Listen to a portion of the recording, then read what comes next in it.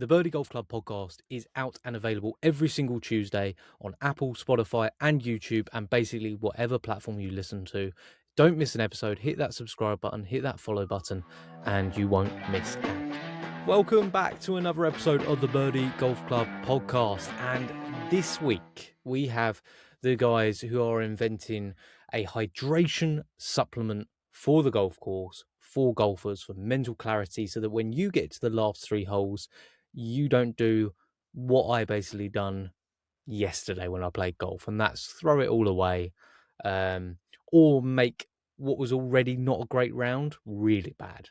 That's probably more accurate. Anyway, they are the guys from HydraCaddie. It was lovely to have them on. Ross and Harrison are great guys. It was cool to hear their story of being childhood friends and basically building this product together because they spotted a gap in the market for golfers that would just improve their game. They get into some really interesting statistics, not easy to say. And I also do a live taste test, genuine live taste test of the product on the podcast. So you get to see what I think. So anyway, if you can hear noise behind me, my kids are going absolutely crazy in the garden with their friends. So apologies for that. If you can't, don't worry about it. You haven't heard it. It's not a problem.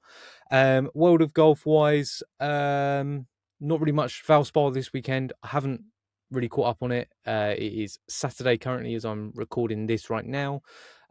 So yeah, is what it is. Not a great weekend of golf. I'm not too fussed this weekend. It was nice to play. It's beautiful sunshine. I hope you enjoyed it. If you managed to get out into it, and I hope your games are all trending in the right direction whilst mine plummets downwards in not a good way. Anyway, we'll sort that out. We'll sort that out soon, I'm sure. I really let Scott down. I actually messaged him and said, you will not believe the amount of Tiger 5 mistakes I made yesterday. Anyway, here's what it is. Let's get to this week's episode with the guys from HydraCaddie. I hope you enjoy the conversation. I am trying to do a little bit of a subscribe sort of rally at this moment in time, follow rally. So it would be great if you're on YouTube, hit that subscribe button. It really doesn't affect you, does it? And it makes a big difference for us. And also, if you're on Spotify, Apple Podcasts, wherever you might be, that follow button. And head over to Instagram. Check out the Birdie Golf Club podcast account. You can keep up to date with all the clips and also some of my terrible golf. Anyway, let's go to this week's episode with Ross and Harrison, the guys who invented HydraCaddie. First of all, how did you guys meet? Yeah, we've been friends for 20 years or so, I'd say, maybe even longer. Yeah. So yeah, we used to play football growing up, same school, and then sort of stayed friends all the way through. And now, more recently, playing a lot of golf together. I think it was like under 8s, wasn't it? Under like 8s or under 7s, and then you moved to my estate, and then it was just went from there. Can't get away from him. It seems to be the transition that everyone does, right? You play football until you realise you might not make it anymore. And then you play golf and think, maybe. This could I realised that pretty soon on, to be honest. My footballing wasn't too great, I have to say. Yeah, how old were you then, Ross? 10? I'd have said 9, but we moved. Where did you both play? On the pitch? I was always in defence. Tried my luck as a forward, but the manager always threw me back. Yeah, I was a cam or a winger, like centre attacking mid or a winger. Number 10. Yeah. I enjoyed it. The no responsibility role. No, just like if you're asking me to get back, it ain't happening.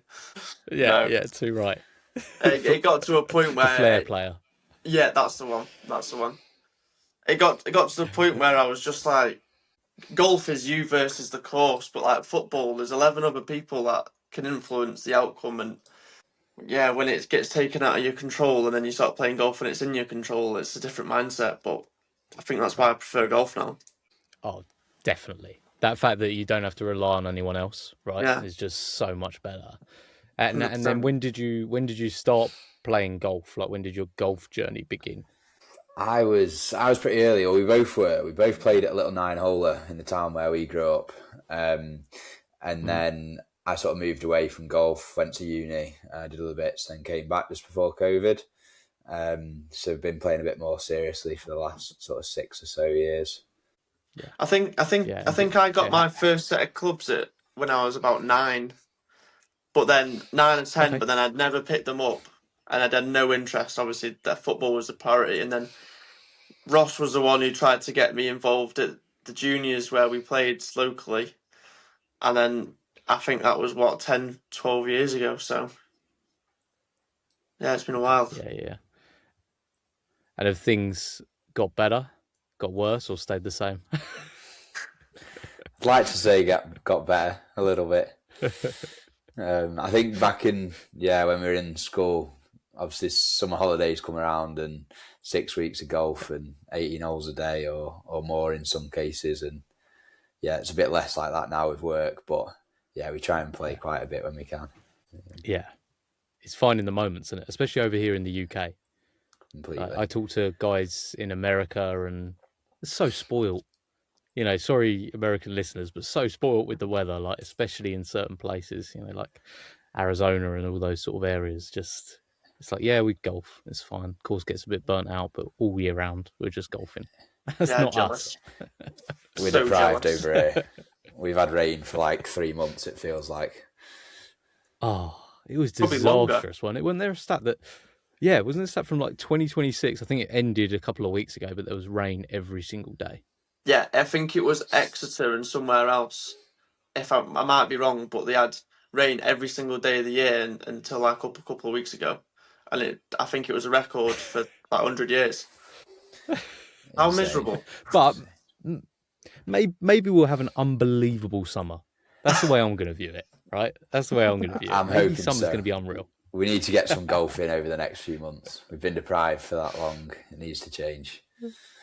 Oh, totally. And excuse my segue, but hot weather, golf in the summer.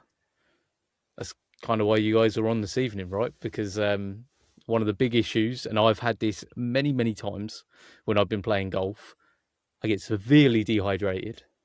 Right?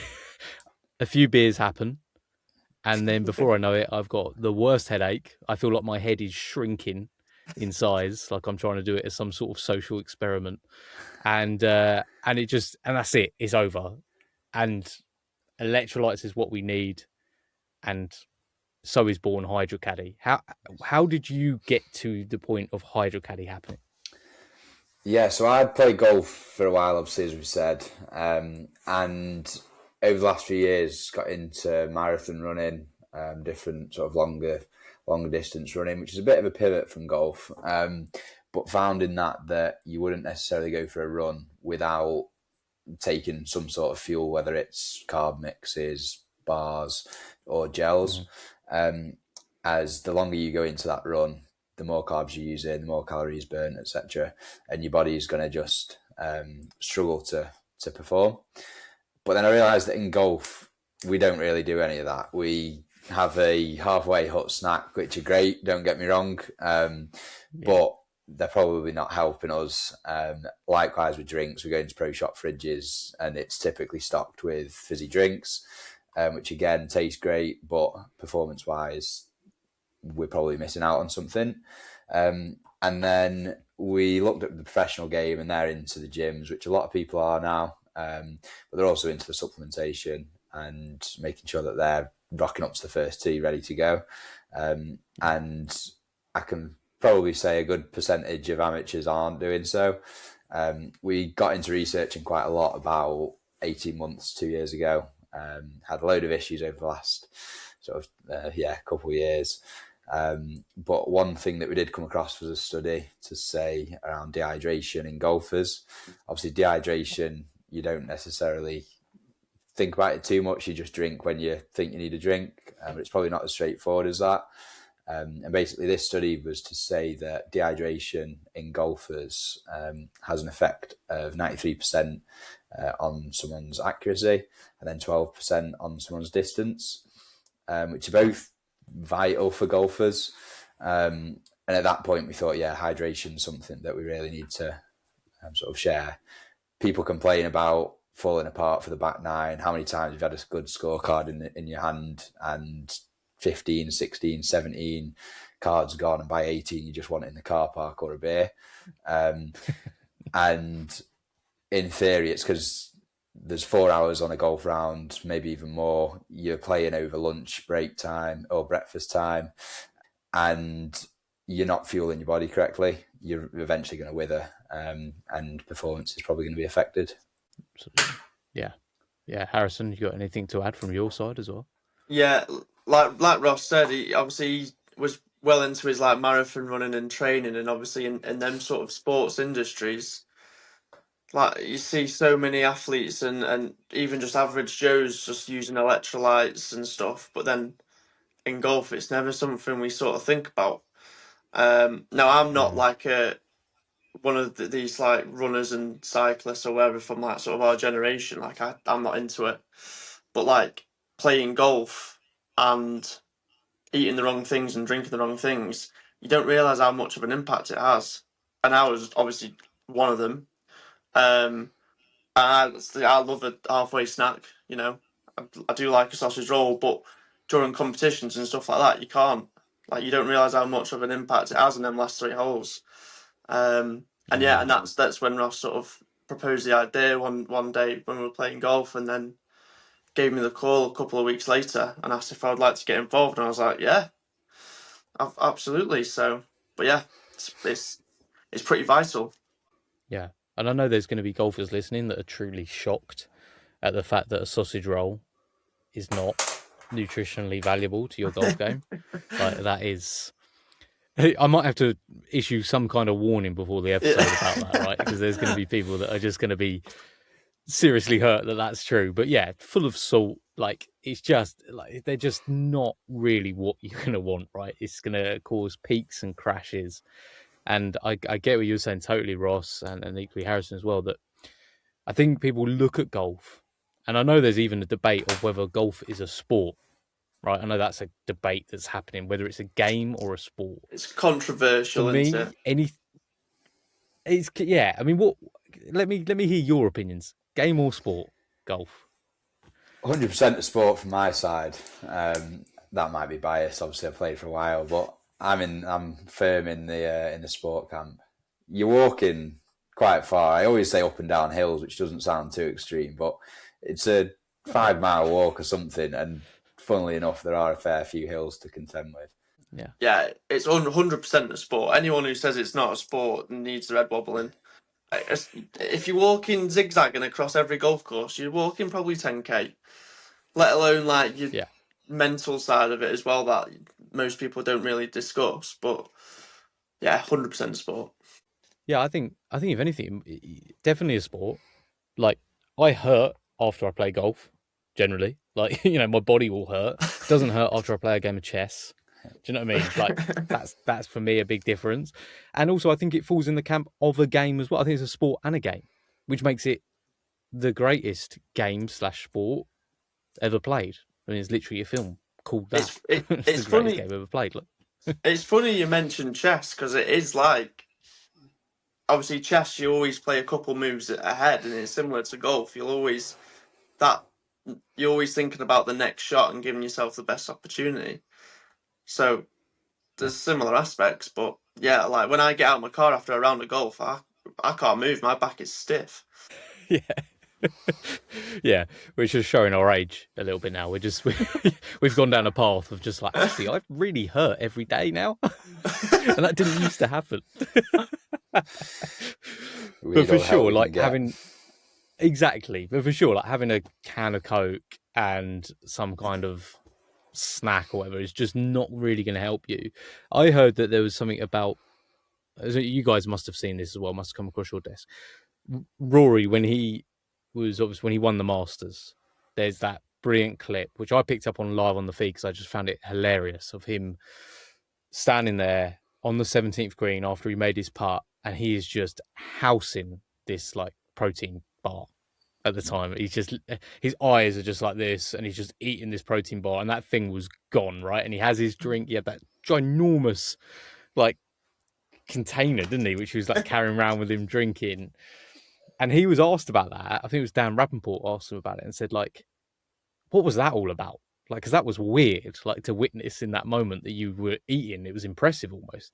And he just said, I have a routine. Like, every 3 holes, I'll have a certain amount of water and I have a protein bar or something just to keep me going, because otherwise my performance just drops. He said, and it just so happened I got to that point. I should have had my protein bar by then. And I was like, oh, I'm going to have to eat it all now. And like, I think some people look at that as like the elite level of golf and, oh, that's different to what I do. But we're all trying to get better at golf, right? That's what everyone's doing when they're out there. So if there's low hanging fruit of hydration, making sure we're eating right, things like that, that's just a huge win, isn't it? Like easy win for everybody. Completely. We're still in the mindset of trying to improve our golf, whether that's from a 30 handicap to a 25 or from 5 to a scratch. All of us want to get better. We want to have the gloat in the group chat when we come in with a comp win on a Saturday, or just having a sort of race with your friends. Now, we're all up for looking at those 1%, whether it's a new ball or any sort of little gadget. And nutrition for us is quite a big one. Obviously, you're not going to get too far without toning that in. So the routine side, obviously, that you mentioned there with Rory is quite key, really. You're eating over or you're playing over different meal times, and making sure your body's just topped up is key, really. Something that we're quite keen on, I know, Harrison, you mentioned this the other day, was trying to eat and drink small amounts but often, to avoid any sort of blood sugar spikes, and it will just keep you a bit more grounded rather than chugging a full litre bottle and trying to rescue yourself. Let's just keep consistent, and monitor those levels in general. Yes. Yeah, I like that. Have you noticed, because I'm guessing you've done some tests yourselves on how it affects your game, what kind of noticeable changes have happened when you've been testing this out? Yeah, so through our testing, we worked with a number of different suppliers to come up with the end product. The product that we've gone with has got 6 electrolytes in it, but additional vitamins and minerals as well. Now, we wanted these tailored towards golfers because we don't think there's anything to support their performance that's out there at the minute. And the benefits that we've got based on the amounts that we can sort of legally promote are all around cognitive function, so your mental state, your decision making, your stress response, but also muscular performance. So you're making sure your muscles are ready to contract. But on the other side of that, it's to support with like protein synthesis, for example, where proteins are obviously vital in your recovery. So to try and avoid you being too stiff when you wake up a day after golf. But a big thing for us really is the cognition. So Yeah. you obviously, golf is a game played between your eyes, as the old saying goes. And without that sort of mental performance, physical can only get you so far. Yeah, And absolutely. sort of, in answer to sort of your question, for me in sort of my golf game, it is what Ross just mentioned. It's the decision making, and you when you're dehydrated and you're tired, and it's the last 3 holes, and you've got a good round going, and then all of a sudden you do something daft. It's almost like a given, you know. So something that like I've noticed as well is it's literally you just keep sort of, you know, like horse races have the blinkers on. It's Yeah. similar to that. It just keeps you sort of level. If you've been living under a rock, then you wouldn't have heard of the ShotScope LM1. But if you're like the normal person, the normal golfer, then it is anything anyone can talk about is the LM1, and how exciting it is for average golfers, everyday golfers, to have a launch monitor in their bag. And the LM1 is coming soon. So make sure you're heading over to ShotScope. Make sure you're hitting the link, which is in the episode description right now, so that you can be first in line, ready to get hold of that very special portable launch monitor. Also, whilst you're there, check out all the products that ShotScope have to offer. Their watches, their incredible handheld GPS devices, the club tracking, everything that they've got there is unbelievable. So make sure you're heading there. You get 15% off site-wide by using the code Birdie Golf Club. So Click the link in the description. It helps out the podcast. We really appreciate it. I say we. It's just me, really. I'm the podcast, but we're a family, really, aren't we? But anyway, head over to ShotScope. Make sure you hit the link in the description. Get your game ready for 2026 and make sure you're first in line for the LM1. I am very much just like you that are listening and always searching for something to help me and my game. I've tried a lot of different training aids. Some are good, some are just gimmicks. But the best one that I've tried so far is without a doubt Strike Wedge. Strike Wedge enables me to be able to make sure that I'm making great contact with great feedback with or without a golf ball there. That's what's special about it. It can help with your chipping, with your iron play, even with driver if set in front of the golf ball. And low point is the thing that we all want to do better in this game. It's something that we can all do, no matter what our swings look like. Low point we can all control, and Strike Wedge really does help with that.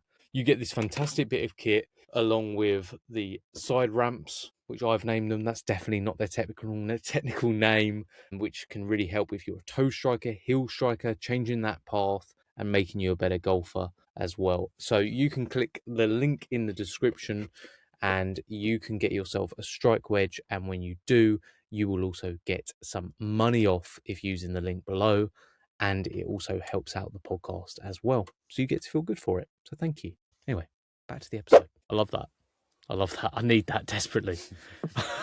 So desperately, because you're absolutely right. You get to that point and you may have felt like you've kept yourself somewhat hydrated or maybe changed your snacks. You swapped out your chocolate bars for maybe some nuts and things like that, like something where you kind of feel like, oh yeah, I'm being an athlete today, I'm really looking after myself. But then that 100% happens. You either run out by the 16th hole or whatever it might be and you're just like, oh, okay, that is what it is.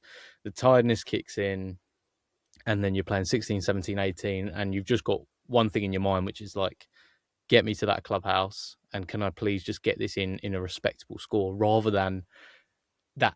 I mean, when you play that first hole, if you're like me, you guys must I plan out my round. Like I'm thinking like, right, I'm playing like a 5-iron here instead of driver, and all these things. You start just going like, how do I get this ball as far that way towards clubhouse as possible? And it all just goes to pot. And if that, if the blinkers thing is available, sign us up. Like that's routine's obviously massive. Yeah. And like I listened to your Scott Fawcett podcast in the car on the way back from work last week. And I thought that was great. Obviously he's in the whole course management perspective, but routine is big in his sort of principle. And for us, nutrition goes hand in hand with that. You want to make sure you're repeatable, make sure you're comfortable on the course. The whole running out issue is something that we've tried to tackle with the sachets that we've got.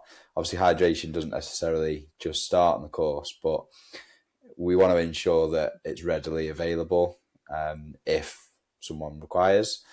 So having it into single stick sachets, people can throw them in a golf bag, and if you fill your water up at the turn, you can throw it straight in. It doesn't necessarily need you to carry bottles around in your bag and weigh you down. No, that's brilliant. And you guys have been kind enough. I actually got one here, and I have purposely not tried this yet. Right, this is for right now. Okay, all right. And I went a bit artisan as well, and I've got some Fiji water. Only the best. Right, only the best. Yeah, I know. People said I lost touch. Maybe I have. It's tough. So I'm gonna whack this in. Yeah, exactly. It's gone well.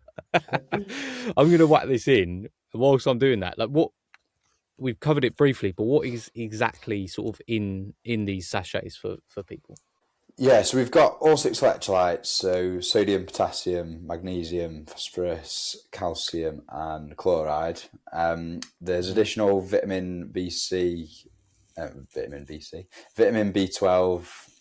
vitamin C as well. And then we've also got zinc. So it's quite an all-round hydration mix, really. A lot of brands out there tend to have a couple of prominent electrolytes that sort of take the whole shape of the mix, whereas we've tried to go for a more balanced route, throw as much as we possibly can in while remaining with great taste. We were quite keen to lean on natural ingredients as much as we could. So we've gone with sort of natural flavourings, colourings for the forest fruits that you're about to try, and sweeteners as well. So it's quite a full hydration mix, but we didn't want to salvage, or we didn't want to struggle on taste. So that was quite important for us. No, I love that. I'm going to do the shake. I was going to do it while you're talking, and I thought that's just going to be a huge distraction. Right. So there's the shake. So as someone who's used sort of hydration tablets before and things like that, my normal thing is I normally like them. The taste is normally absolutely fine, but there's always that sort of salty, like leaching sort of like feeling that happens. So it's like a filmy aftertaste. Yeah, everything I've tried liquid IV. I've tried just like the ones you get in the shops, like something RS. I can't remember what they're called. Like there's all those sort of things, and absolutely fine, like perfectly drinkable, but not like something where you're like, that's good. Yeah, the experience isn't there, and like the enjoyability isn't there. Exactly, which is probably what puts a lot of people off, right? Because they've got a choice between something they know is going to be really, yummy for them when they're like out on the course, with something to look forward to, which, let's face it, if you go out there and shoot 120, you want like something to sort of lift your spirits briefly. So right, here we go. This is podcasting at its greatest, isn't it? Live that's test. Yeah, live taste. I tell you, no salt, like zero of that film. That is very, very good. Like, very good. That is not me. That's not me. Just like, because I was expecting all those things, because I associate that with some type of hydration drink. But that's what you've experienced already, like previously. Yeah, it's like sweet, but not like over. It's not like overpowering at all, and it's just like a subtle, nice. And this is the forest fruits. That's good. Brilliant. Thank you. Great to hear it. It's always a nervous one when someone's trying it for the first time. So you imagine if I just spat it out. Can you imagine that moment? Left the chat. I should have done. I should have done that just for a laugh, but no, I could. No, it's honestly really, really good. And one thing I found through this podcast is meeting people like yourselves that, I started the podcast, and that is what it is. It takes time, but it doesn't really take much else. When I meet people like yourselves that are building a business within the golf industry and have put their money in and have found their passion, I find that really inspiring. Like, genuinely really inspiring. Thank you. It's cool. It's been a difficult 2 years, or just coming up to 2 years. I say to Harrison quite a lot, if I'd have known how difficult it'd have been when we first started thinking about it, I'm probably pretty sure I'd have just stopped right there, because the amount of time we've spent around our works, evenings, weekends, is quite a silly amount. Obviously, we're here 8:30 on a Monday evening, with a week of work ahead of us, and you'll know that as well, editing time and filming as well. So it's a full graft, but it's rewarding hearing everyone's feedback, and looking ahead to our first golf season over the next few months is pretty exciting as well. Yeah, it is a lot. What hurdles have you? Oh, sorry, Harrison. Sorry. It is a lot, but I think, I don't know about you, Ross, but I see it as more as a hobby as well. Like, aside from our full-time job, like, I don't obviously dislike doing it. It's not a chore, and maybe them challenges that we've come across, they're the little things that keep us going. And then every now and again we'll get like a big win, and we'll like obviously celebrate it and then carry on. We'll see what's next. But like, it has been really enjoyable so far. It's a good challenge. It's difficult, but it's a great challenge. Yeah. Sure. You talk about the hurdles. Talk about the hurdles that you've sort of come across. What's been the biggest challenge, and has there been a moment where you've kind of just wanted to go, look, we tried, I'm done? Has there been the moments? Yeah, many. I think sort of taking us quite a while back when we first started scoping this and the feasibility of it, approaching companies left, right, and centre who were potential manufacturers for us. Even though they were potential for us, we were far off it for them in terms of minimum orders and budgets. One thing that me and Harrison were quite keen on doing is trying to reduce the risk from the start, just to try and understand the market, really. We're pretty confident there's nothing else out there in golf at the minute.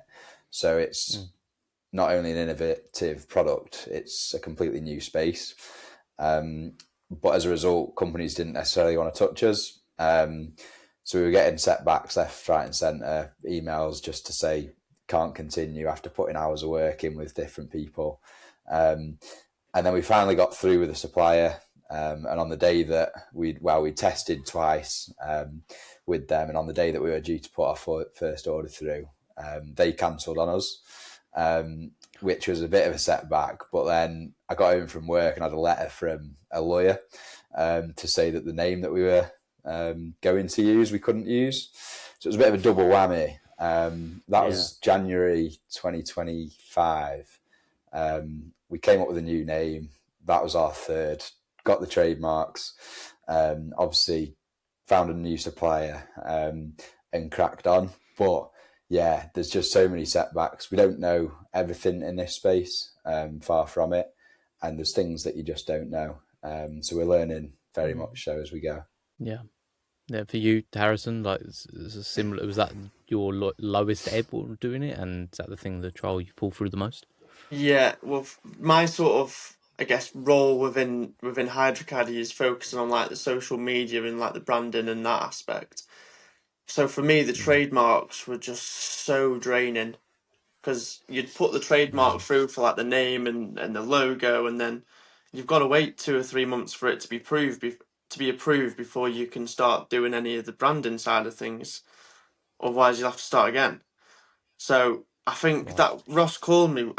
Did you call me? I think it was like a week before it was meant to go through and be approved, and said, "Yeah, it's not happening." And I was like, "We've waited 2 months to be told it's not." You know. And like even now we've got our name HydraCaddie and stuff. There's still the odd issue of, some companies like rather focus on us than themselves, and it's just weird. Like Right. the trademark thing is huge, and it's one of them things when you start a business you don't actually understand the importance of until you do it.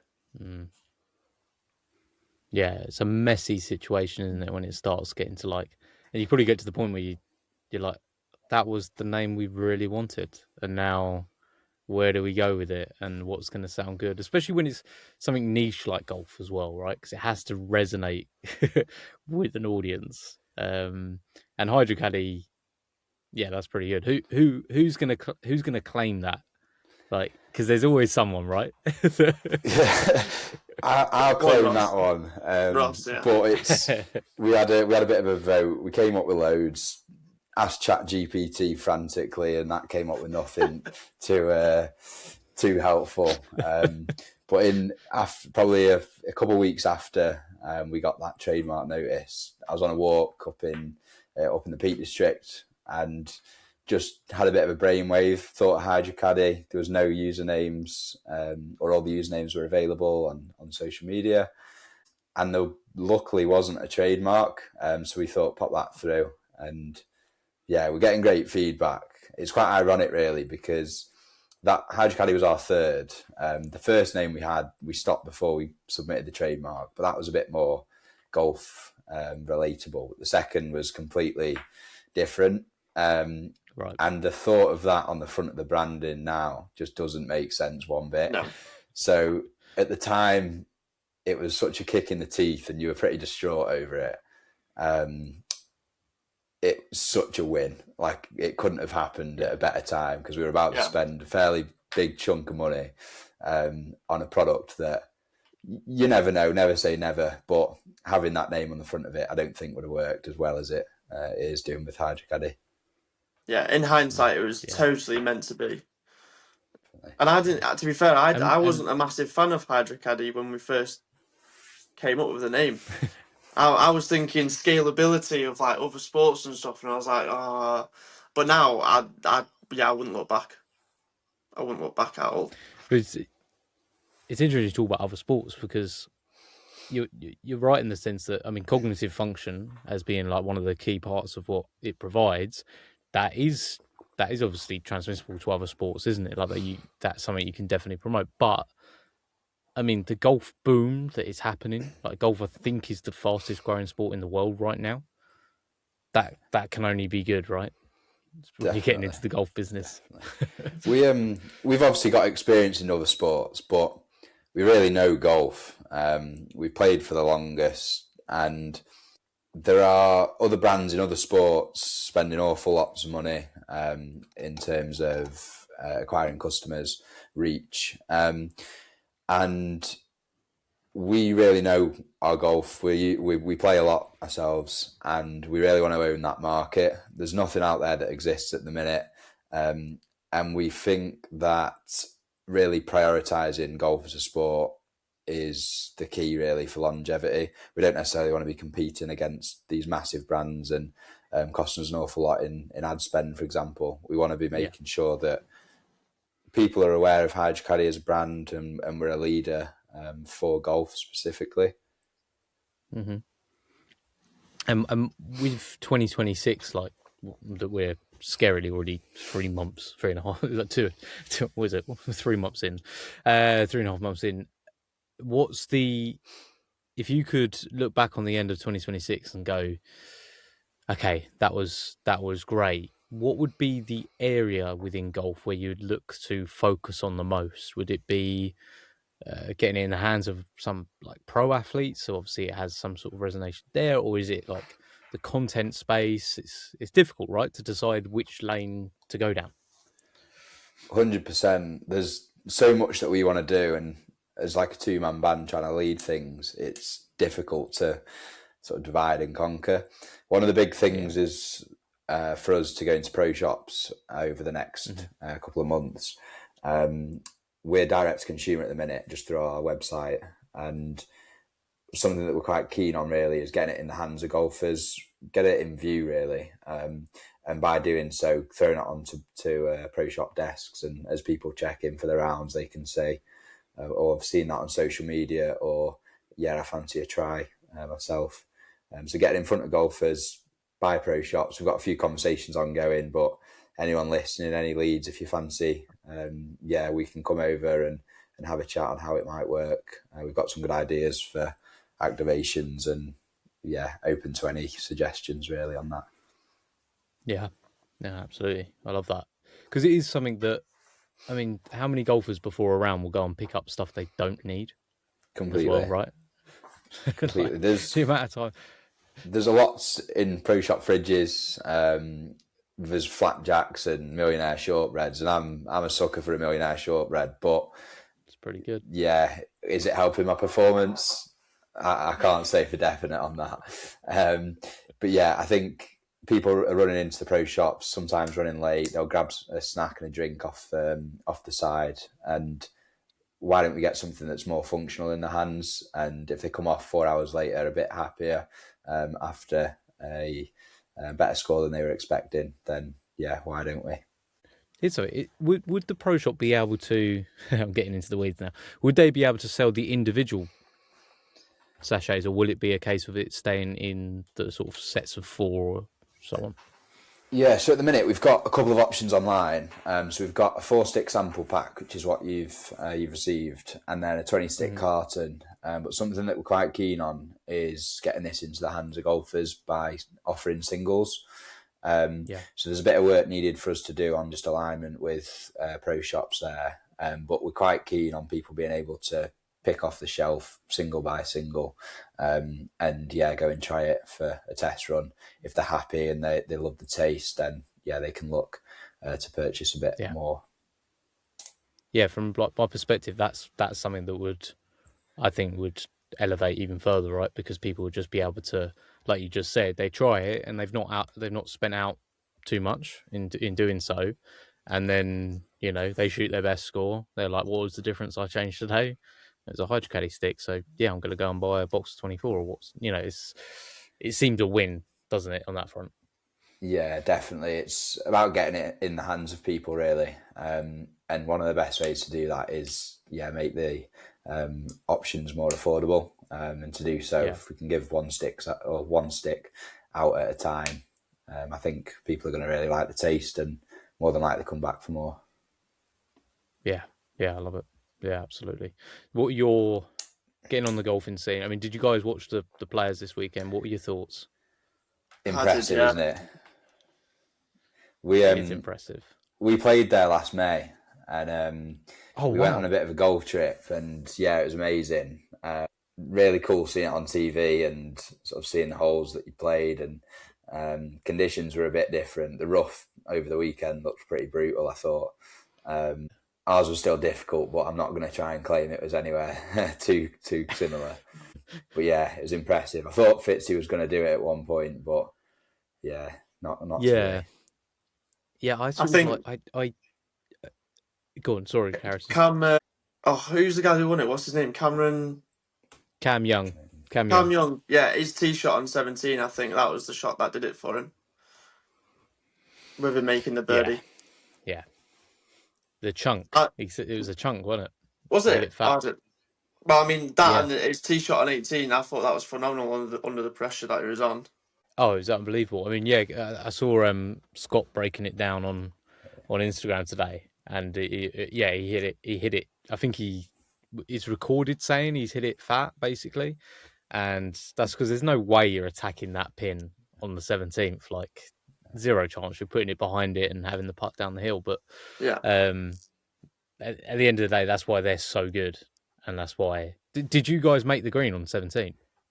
I did. I put it to about 8 foot and 3-putted. Yeah. you can cut this bit out. No, you're my guy. That's exactly. That sounds like me. That's awesome. I'd said all week I was like, I'd rather 3-putt, I'd rather go for a 2 and miss and have a long way back than just try and get a tap-in par. And I went a fair bit back, put it that way, and didn't make the comeback, which was a bit annoying. And Harrison, did you make it? Did you get on? Yeah, I put it on the green. It like the video that I've got, it looks stiff, and then it just like trickled off into like the side little rough cut. And again, I was only about 8-10 foot away, but the pin was at the front of the green, and it was a pretty nasty pin. I think the groundsman woke up that morning and must have been in a bad mood, but chose violence. Yeah. But I made a 4 as well. So I think three of us made a 4, and then bless him, one lad put 4 balls in the water. So that's how it goes. I'd never been so nervous stood on a tee box before in all my life, and it was to mean absolutely nothing. It was just the sake of being there, and like the stands went up. I can only imagine what players must go through. Going back to like the Cam Young point around him chunking it. Do you remember? I think it was when Cam Smith won, and he blocked it over that back right tee box, and he blocked it to like 2 foot. And Scott said the exact same thing. I remember on going through it. Yeah, and it's amazing. Like, you wouldn't go for it at all. And one of the key themes that he says is around winning requires luck, and you fully need that. I think that's what we get drawn into as well as like amateur golfers. We see these guys like what appears to be hitting at pins and like getting so close where their putting almost doesn't matter. They've probably not hit the shot they wanted. Like, that's what makes Scotty Scheffler so ridiculous, is that he's just middle of the green, like every time. And occasionally he pulls one, but more often than not, he's middle of the green, and then his putting has done the job for him over the past like 2-3 years. But because that's so boring, we all want to be Rory, right? And hitting these big draws to like tucked left pins, but then Rory has his off weeks like this week because that's Rory McIlroy. Like, that's what he's going to do. And it was just, I thought Cam Young showed unbelievable bottle, especially with that shot on 18. Like, hitting that driver, I think it went 370. Yeah, it's huge. That driver went 370. So just a joke. That's ridiculous. That's too far. That's just too far. But he is like, unfortunately, he is just. There's zero emotion coming from that guy, right? It's just, it's tough. I saw a quite, video. I saw a video today. Do you know Dan Brown? He's just gone onto the PGA Tour from the DP. He has Yeah. like a little channel with his mates and stuff, and they were all reacting to it, and they're like, "Come on, Dan. Come on, Cam. Please, are you gonna react? Do something. Do something. Smile. Smile." And it was so funny. But yeah, it was like he just finished his round and nothing happened. Yeah, it's like he finished a member guest or something. Like, it was insane. It was just. In the press conference afterwards, they said to him, like, "Is there any chance you're going to crack a smile?" Like, someone asked him, and he was just like, "I'm happy. Like, ask my wife." And it's like, ask your wife. We shouldn't have to ask your wife. You just won the Players. Like, it's not like he's won like 10 majors, and it's like, oh, another one. Like, oh, here we go. I got the Players. It's like, this is the biggest thing you've ever won. I think sometimes and it's just these like sports women, men, athletes in general, they're so media trained that you don't get the slip ups or you don't get the exciting bits. It's very stuck to their ways, and I think if it was a general lad up there who'd won yesterday, they'd be going wild. He must have just been knackered. Guys win. But he's just always like that, isn't he? Like, he was, to be fair, he was their best player in the Ryder Cup, like by a long way. By a long way, he's their best player, and it's probably because of that emotional like level that he has of just another shot. But I did struggle to get excited for it. Do you know what I mean? Because it's just something when it means something to somebody and you see it. Like, I'm not Fitzpatrick's biggest fan in the world, just because he's like so robotically good. I just, he's an interesting personality. It's just not someone I'd root for. Do you know what I mean? So, actually, when it came to either of those, like Ludwig, I really like how brutally honest he is, and he shows his emotion and everything like that. So when he dropped out, I sort of lost a little bit of interest, but it was nonetheless a good finish. Like, it was good. I think. I don't know how I feel about it today. I mean, considering it's the fifth major, it was almost a bit deflating. But what would he have been the first English golf player to win the Players? So, so yeah, and his new routine where he pulls his shoulders back before he hits the ball. But yeah, don't love that. Don't love that. I don't know. Like, yeah, he's just one of those chaps who's like, anything other than the golf swing just looks awkward. Do you know what I mean? Like, it's just one of those sort of guys, and the golf swing's pure, but it's just, he's just awkward in other areas. But I thought it was good. I hope we're building like this trajectory towards the majors now, where I feel like the early part of the season hasn't been amazing. It hasn't been like blockbuster. And then if we can just build toward the Masters being unbelievable, it would be good. Who have you got? It'd be good. I think about a month ago I would have gone with Rosie, because he came so close last year, and he was playing unbelievably at the beginning of this year. I mean, I can't look too far away from Scotty. I think Scotty he looks angry at being like T20, which is hilarious. So I don't know about Scotty, but yeah, do you know what? I'm going to stick with Rosie. I'm going to stick with him finding some form again and getting it done, because he was so close last year, and I felt sorry for him in the fact that everyone was kind of rooting for him not to do it, just because we like needed to see Rory get it done. How about you guys? Who have you got? I fancy Rosie. To be honest, maybe an unpopular opinion, but I've just got a weird feeling Rory's missing the cut. Wouldn't surprise me. Early shout, maybe. Don't know. I just think it's like gold medal theory. He's done it, hasn't he? What more? Pressure's off, though. Yeah, on the other hand, he could just be going... He is a guy that likes pressure. Yeah, I think Rory like needs a storyline, doesn't he? Like, that's almost like the way Rory plays. He needs like the highs and the lows, and it's going to be very difficult to recreate that kind of feeling now because he's going back. He's got the dinner. He's in the Champions locker room. Like, it's all just that first times of everything, and maybe that'll inspire him to be like, you know what, I'm going to try and win as many Masters as I possibly can. But I hear you, Ross, on that one. I could be wrong, Missing the but cup. I do. I just think he's done it, hasn't he? He's going to drop. Probably an Open in Ireland would be up there for him. Yeah, getting back to St Andrews, like all that either, getting back to St Andrews and get it done at the home of golf, like something like that would be nice. You got a champ? Who's the guy who's winning it? I don't want to say Rose because you've already said him, although I know when we had a couple of messages, I do quite fancy him. I'm a big Tommy fan, so we'll go Fleetwood. Okay, Tommy, I like that. And Harrison, who you got? Xander Schauffele. I think he's consistently good. Can't remember where he came in the Masters last year, but he had a good run, like a good couple of years of finishing like top 5, top 10. So I think if he continues the form that he's on, I think he's well within a shout. Yeah, he's such a consistent golfer. Like, he wasn't too far away from it this weekend, was he?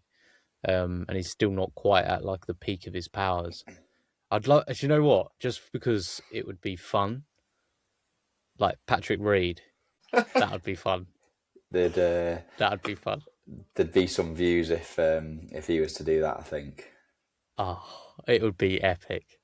I think just his little grin, his little horrible grin that he does, like, where he knows that everyone pretty much hates him on the tour. And he's just like, I'm coming back soon, and I've just won the Masters. So next year, Rory, you're eating cheeseburgers, mate. Like, that's what you're having. It's just gonna be... You can fully picture it too. That's the crazy thing. Well, he got close. Like last year. He holed out, didn't he, on 16? I think holed out on 16, and suddenly was like 2 back. It was like, do not do this. Like, you cannot do this.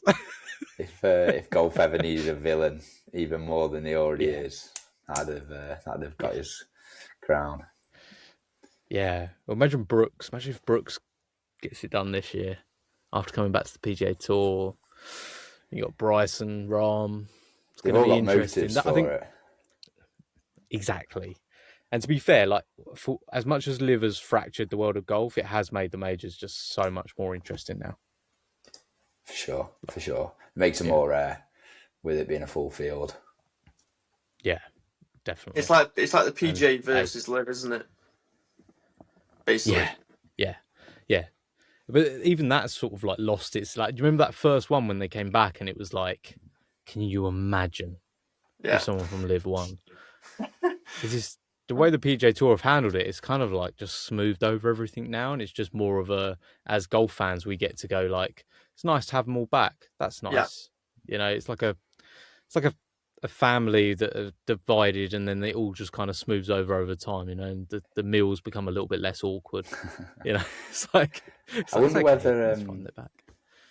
whether there was ever conversations inside meetings about a Ryder Cup style for Liv v PGA.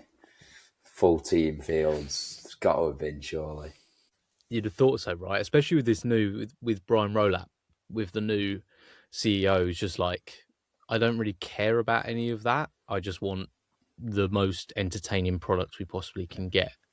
And there was that moment where, was it Scotty and Rory v Bryson and Brooks? Yeah, they did them, the match sort of games, didn't they, on Netflix and YouTube and whatnot. Yeah. So I think you're right. I think they probably were leaning towards that idea. But I just don't know. I don't know where that's going. The whole Liv thing. I'm not against it, but I don't get where it's gonna go to, right? Do you guys have you solved the problem? Yeah, I'm not against it. I'm not a lover either. It's just is what it is, isn't it? We actually went to the JTB event in sort of July last year, and like as far as golf events go, it was most fun I've had in a golf tournament. Like the Open's pretty monotone. Everyone sort of stands there and claps, and you sort of go about your day having a walk around the course. Whereas with that, there was all sorts to do. There was music being played, obviously the party hall where everyone was having a pretty good time, and it's a whole new experience. It's a proper viewing experience. Golf obviously isn't great to watch on like the actual course on the day. It's better on TV, but the live event, they really did do well. It's a bit like the races if you were to go there, but just around the golf course instead of the track. Yeah. I think I've got this idea that if the PGA Tour, and I know they don't control that specific event, but the PGA Championship lacks identity, doesn't it? Like, it just, as a major, it's just the one that no one particularly looks forward to compared to the other ones. It's just kind of the filler. If they truly wanted to kill off what Live has done, is to take the PGA Championship and play it across the world. So go to the places. The same thing. Literally go to Australia. Yeah, even just like there's a couple of months or a month and a half where it's like a links part of the tour. Then you go off somewhere else and then come back round to like Florida and California and stuff. But like a couple of weeks and like a links as part of the PGA, I think would be great. Yeah. And what I like that idea as well. What I specifically meant was just the PGA, like just the PGA Championship, the major. Like, take that each year and play that. Like, go to India, play the PGA Championship in India. Go to Australia, go to Mexico, go to all these places that maybe feel like they're starved of seeing the best players in the world, and take it to those markets. That one huge event every year basically is what Live are doing anyway. But that's pretty much what they're doing. You'd get way more of a buy-in, especially from like local crowds. And for the rest of us, it gets to see somewhere new rather than the same courses round and round again. Yeah, and it really wouldn't be a huge issue. Like, I know it's the PGA of America, but at the end of the day, they can still have all the same buy-ins for PGA Tour members. They can still qualify for it, and they get to then travel to an unbelievable place and play their golf there. And it would be the Live killer, I think, if they did that. PGA is global anyway, isn't it? As a brand and awareness, and it's global, so it'd make a lot of sense. Yeah, but they haven't hired me, and have you sent your application? You know where we are. Like, I don't know how to make it happen, but I can talk about it. Consultant. You're saying you've not got a private jet to fly everyone over, or? I haven't quite reached John Rahm level yet. He did that a few weeks back, didn't he, for all the guys that were stuck in Dubai? And must be nice. Yeah, it must be all right. It must be okay. It's expensive, but I'm sure it's fine. It's worth it with a couple of comp wins. Yeah, it can make it happen. You can make it happen. Well, honestly, I've been absolutely down in this HydraCaddie, and I cognitively feel much better than I did at the start of the episode, where I was struggling a little bit after a long day. But I think it's a great product. I think it's something that desperately needs to find its way into more golfers' bags as well. Like, as something that they just take out with them, and they know they've got it, and they can feel the performance benefits of it. So I think it's something you should be really, really incredibly proud of, and I'm looking forward to seeing where it goes. Yeah, we are. Thank you very much. Yeah, appreciate the kind words. It's been a graft, but we're excited for the upcoming season. Yeah, absolutely. Brilliant. Absolutely. Well, I'm looking forward to seeing it in a pro shop near me at some point. So fingers crossed, it's not too far away. And massive thanks for having us on as well. It's great opportunity, something different. I think it's only mine and Harrison's second podcast, so hopefully we're not too ropey. But no, it's been good fun. Great to chat. No, absolutely, guys. And people can head to, at the moment, it's still direct to consumer, so people can head to HydraCaddie.com. Yeah, .com. That's right. HydraCaddie.com, and we've got all the products listed on there. Perfect. That's amazing. Well, link will be in the description for anyone interested in picking up and playing better golf. If you're interested in playing better golf, then go and get yourself some HydraCaddie. I am going to try it out this Friday for the first time on the golf course and will report my findings back. So if I shoot 100, sorry guys. You won't do. At least it'll taste great. Exactly. At least I'll be happy.